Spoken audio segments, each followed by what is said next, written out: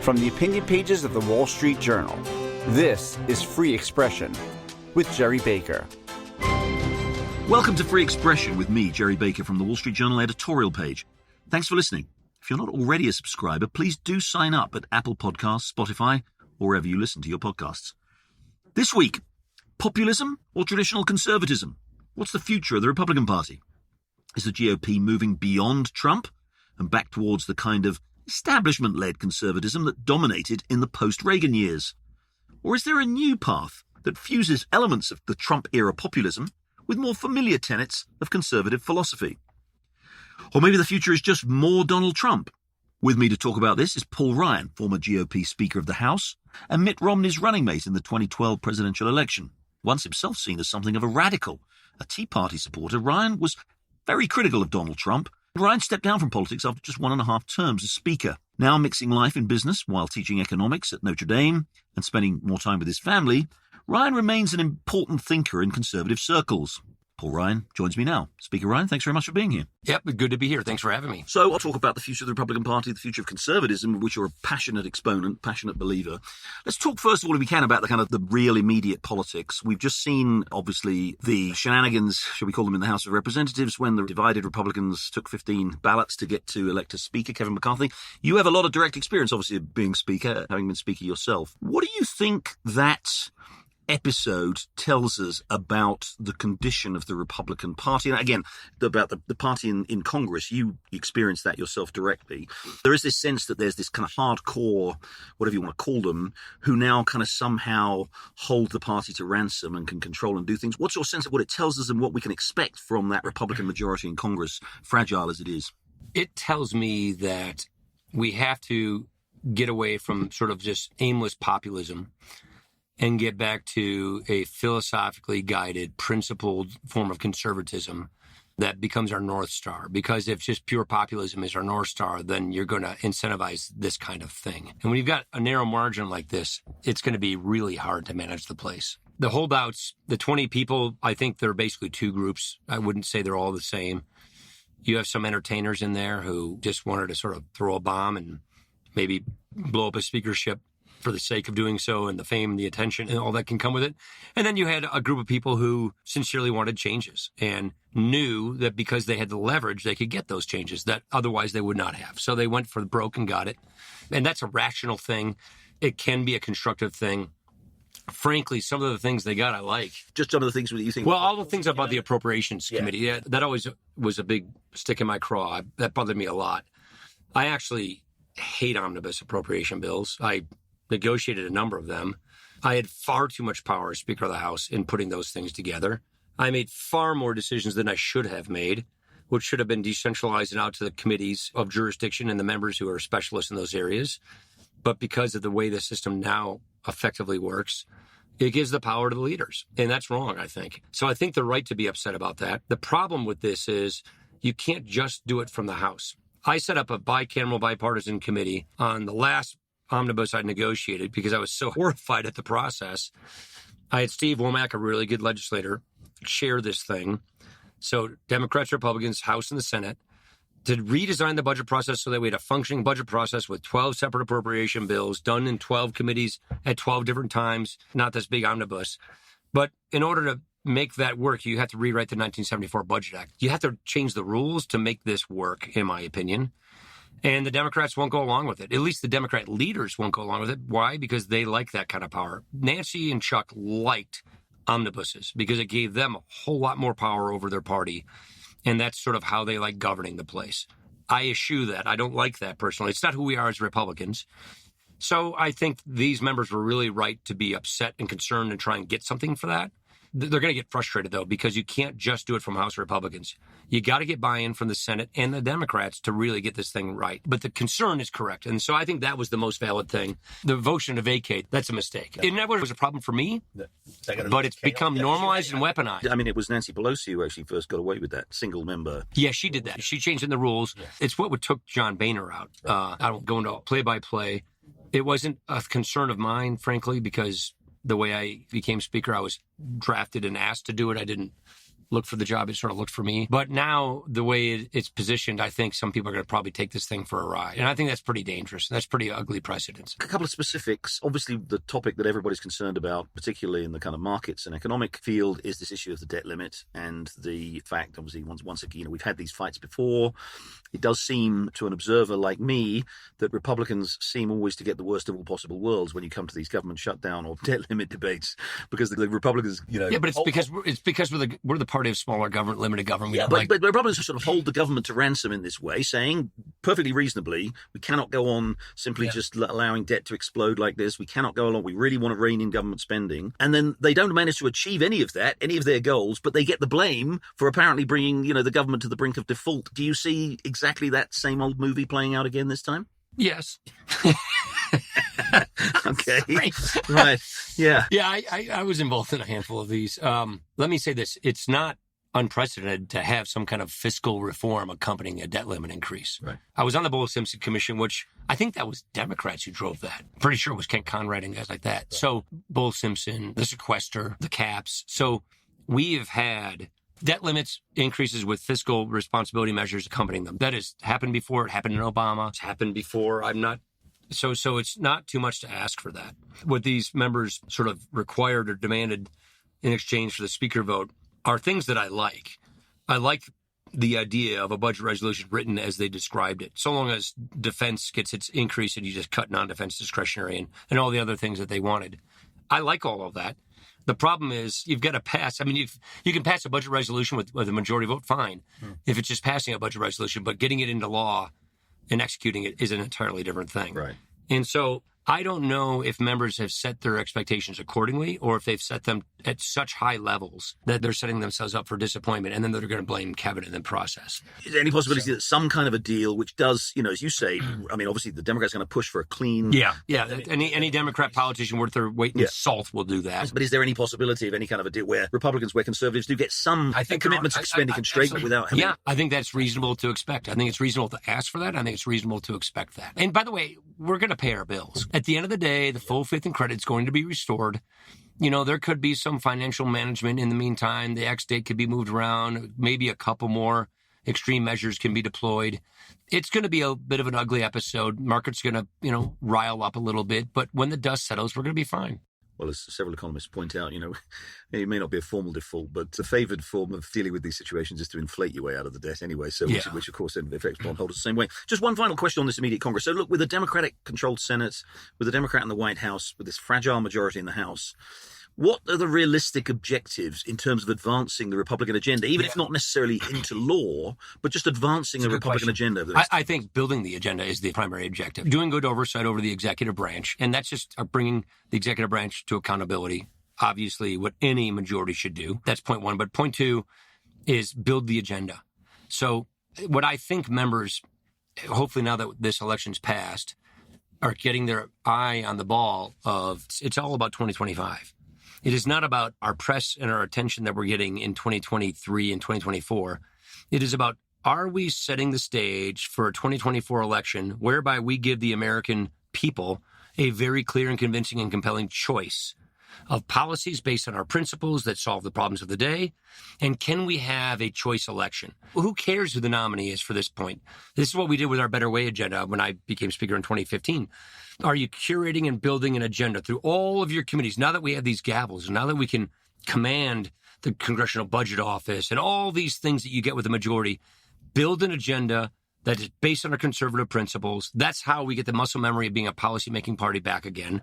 That's how you sort of get through the phases of finding out who we are and what we stand for as a movement and bring it to the country.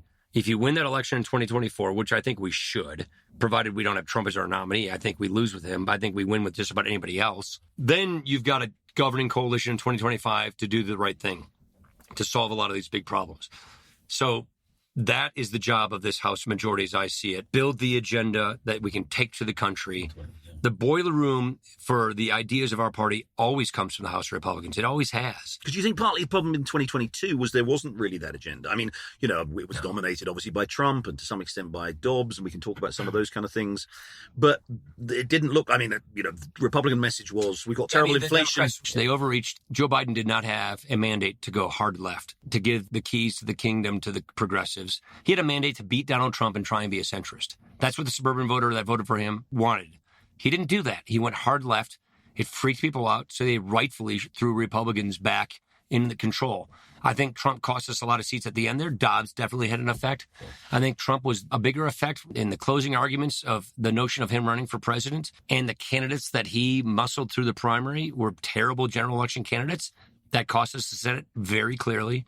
And it probably cost us, 12 or 15 seats in the House. So let's talk about that agenda, because that's exactly what I wanted to talk about, particularly with your interest in conservative ideas. I was very struck. You said, right at the beginning of our discussion, you said that our goal should be to get us back to a conservatism principles and values. And I think that word back will immediately either strike a chord or ring alarm bells. Yes, okay, fine. No, I'm not picking up on that. I'm just saying it's striking that you said that, because I think one of the concerns that people have about Trump, there are a lot of people, I think, out there, Wall Street Journal readers, probably many of them, who don't like a lot of what Trump stood for and said and the way he behaved, and certainly don't want nothing to do with January the 6th and all the election denial, but who did actually think that the Republican Party, and, you were a leader in the Republican Party, you were Speaker of the House, you were the vice presidential nominee in 2012, had actually, for all its great strengths and advantages and virtues, had somehow lost touch with Republican voters, with ordinary Americans. We saw that, when Eric Cantor lost his primary seat famously, and then we saw it, in repeated defeats for Republicans, and of course the rise of the Tea Party and everything else.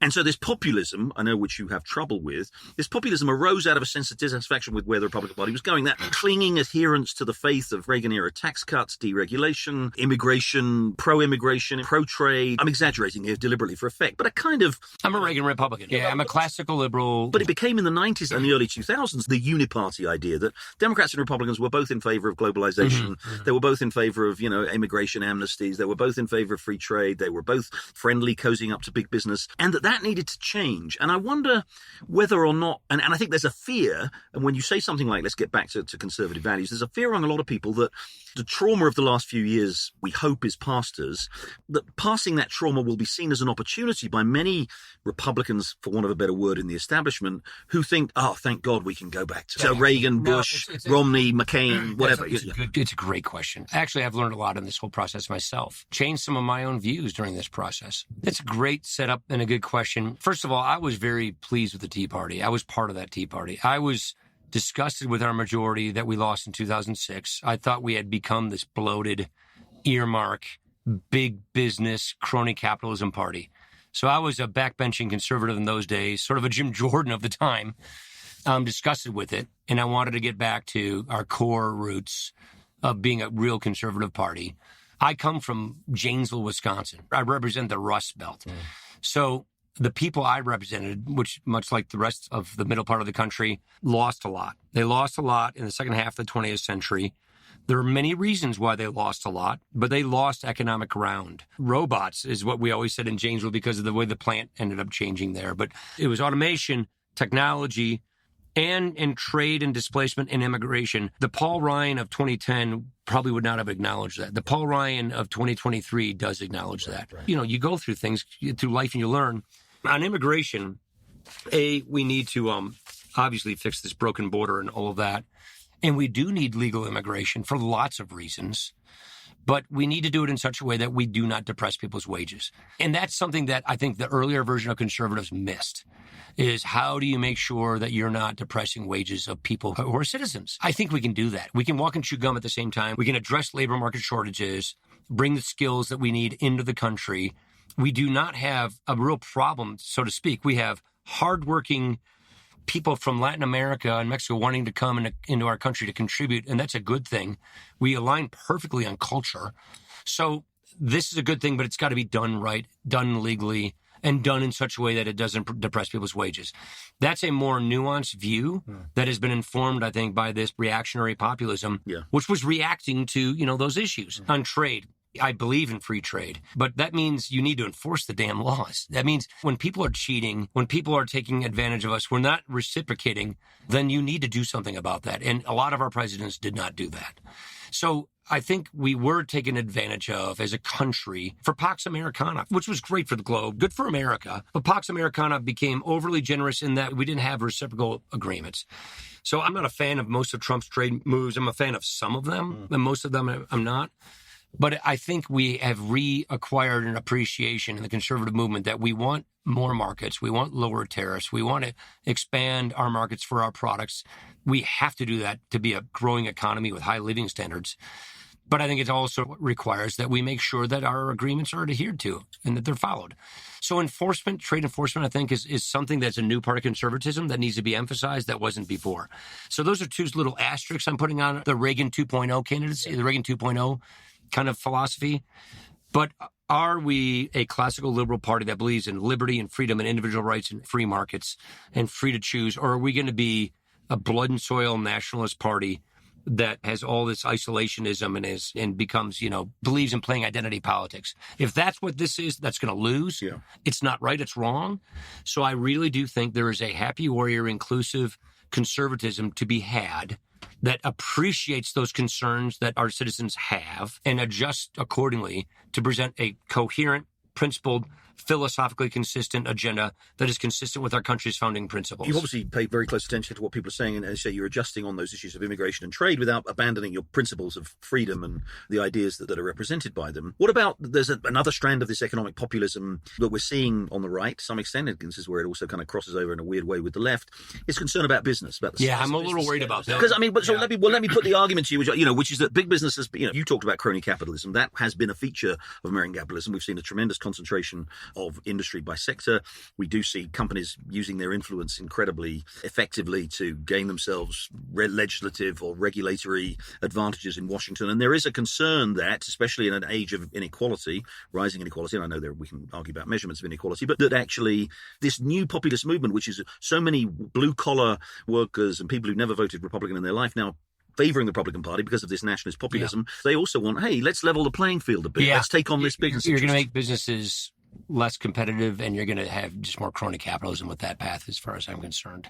So what I don't like to see in the conservative movement is this idea of using government as a power, like redoing our antitrust laws. Right. What goes around comes around. I see Republicans wanting to change our antitrust laws to go after a few big tech companies, which to me is a really bad strategy, bad idea.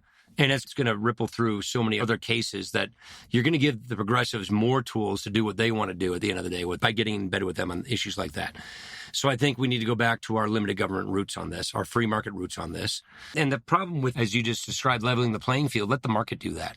Let's not sit in Washington and pick winners and losers so that our side wins and their side loses, because guess what? Power's fleeting. It's going to change. Has the market done a good job of leveling the playing field? Well, I think there is where I think the old classical liberal crony capitalism attack is warranted, which is the market does well if the market is fair and if it's a clean market. But if you have the thumb on the scale in Washington, and if Washington sees that it can be in the business of picking winners and losers, the Inflation Reduction Act is an enormous amount of industrial policy and crony capitalism, which is going to have decades of tail of favoritism and crony capitalism. So that's why I just think you need to go back to our free market roots. By the way, it works better, it's more efficient, and it's more fair. People survive and rise and do well based on the merits of their idea and their hard work, not based on who they know. And I think you can have good populist politics that accompany what I just said. One other quick question on the economics of this new populism, and then I want to come on to some of the cultural topics too, but which is the growth of governance, particularly entitlements. So, just put a book out at AEI. I know. You've been very much associated with the idea that we need entitlements. But anybody looking at the numbers looks at the growth of entitlements reform, looks at the demographic profile of the country, and, you can disagree about the date, but we know we're facing fiscal Armageddon as the way things stand. And yet it's very easy that it has proved a great political success, as you are very, very well aware because you've been on the receiving end of it, for Democrats to portray that as throwing granny off the cliff. And there are populists. Trump himself came out and said, I'm not going to get rid of Medicare and Social Security, and I'm absolutely for entitlement. This is outrageous. I'm going to look after our workers. How do you square that? I mean, do you have to once again have to go back and have that honest conversation with people and say, this is unaffordable on a long-term basis and we have to deal with it? Or do you just embrace it? No, I mean, Trump and I always sort of we didn't agree on that. That's what I call aimless populism. That is just pure populism that is not rooted in any kind of principle or any set of facts, frankly. So just to be popular for the sake of being popular is not a vision for a country. And therefore, I think it's really important we get back to our fiscal roots. I looked at Kevin's challenge getting the speakership, and the thing that I liked about what I saw was this new energy to be fiscal conservatives, this new energy to be focused on limited government, this new energy to focus on addressing the drivers of our debt. That made me excited. Now, I think they placed it in the wrong place by going after Kevin and the 15 votes, but the energy is great. And so I do believe that we get past this sort of aimless Trump cult of personality populism. We can get back to a populism that is anchored to principles, and I think we can make it popular. I've spent my whole career on this. We can make it popular to do what needs to be done to stop a debt crisis. Because if we are worth anything politically, if any skill whatsoever politically, we ought to be able to make the case that the person who is against reforming Social Security and Medicare and Medicaid is for them going bankrupt, because that's the path we're on. If you do nothing, these programs go away. These programs, basically, they go bankrupt. And we have a debt crisis. The least among us get hit the first. And we lose the dollar as the world's reserve currency. A total crisis for the country. And if we do nothing by just being afraid of the politics of that, then we are doing damage to our own constituents, to our country. And shame on the person that demagogues this issue to bring that about. So I think we should be able to take political offense on this. We just put out a book at the American Enterprise Institute showing exactly how you should reform these programs, how you should rewrite the safety net to make it a welfare to work safety net so we get upward mobility and labor force participations. If you do three things in this country, we're going to have a hell of a good century.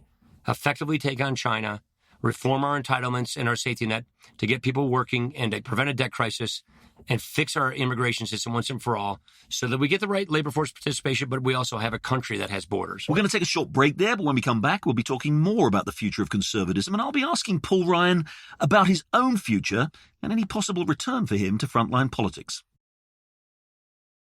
You're listening to Free Expression with Gerry Baker. Don't forget, you can listen to the latest episode anytime on your smart speaker. Just say, play the Opinion Free Expression podcast. Now, back to Gerry Baker. I'm back with former Republican Speaker of the House, Paul Ryan. I want to quickly move on to abortion. You mentioned Dobbs in the context, well, I raised it and you agreed with it in the context of the 2022 election. How should the Republicans deal with that issue? Because it does seem to have cost votes. There is this perception. You're pro-life. I spent my whole adult life in the pro-life movement. I was ecstatic at the ruling. And I think the issue is just going to move through. I don't think there's anything we have to do at the federal level. I think the states are going to figure this out, and different states are going to have different laws, but that's the way the Constitution works. And that means you're going to have education on this issue. You know, Glenn Youngkin passed his bill through his legislature that he had the votes for, and I'm sure there'll be all these other legislatures doing the same. So I don't think there's anything you have to do. Continue to make the pro-life case, but that's a case that's not going to be up to state legislatures. You've already said you don't think Trump should be the nominee. You've been very clear in your criticism of Trump all along. You've been very consistent about that. Handicap the race for me next year. How does it go? Yeah, I don't think he gets it. I really don't think Trump gets the nomination. I don't know what his legal issues are. I frankly don't have a good sense of that. It wouldn't surprise me if he doesn't finish the race. Because if he's going into a race that he knows he's going to lose because the polls are showing it, I can't imagine him narcissistically handling that. And you can't do a big lie, you know, in a primary with other Republicans. So I don't think that works. And the reason I don't think he's going to be our nominee is because our voters, most of them, know we lose with this guy. Yeah. We lose constantly with him. It's proven. We know it. And if we go with him again, then we are giving the country to the left by default. 3 straight national elections. And so, I mean, this is pretty obvious. So I think we have a great second generation, a next generation of leaders more than capable of taking the mantle and winning the election and getting us to where we need to be in 2025, a governing majority. And you're standing on the sidelines right now? I mean, for the candidates? I'm standing on the sidelines. Look, I just want to get past Trump. Yeah. We get past Trump and we have a blessing. We have such a better talent pool than the Democrats have. I can go through the list of names, just really good candidates, great potential candidates. I'm excited about them. I know every one of them. And I think any one of these people would get us past Trump and probably be able to win the White House. And that's without picking a single name. That is DeSantis, Pompeo, Youngkin. Pence, Haley. Any of those, you think? Yeah, any of those. And any of them would be presumably by Biden. Yes, absolutely. The question is are there too many non-Trump primary candidates in there that he gets it by default because they carve out the non-Trump vote. The field just has to get winnowed down in time. The key is come, I don't know, Super Tuesday, that enough people realize I'm not going to get it, I'm getting out of the race, letting the field consolidate. So as long as the field consolidates at a sufficient amount at the right time, I think we're going to be fine.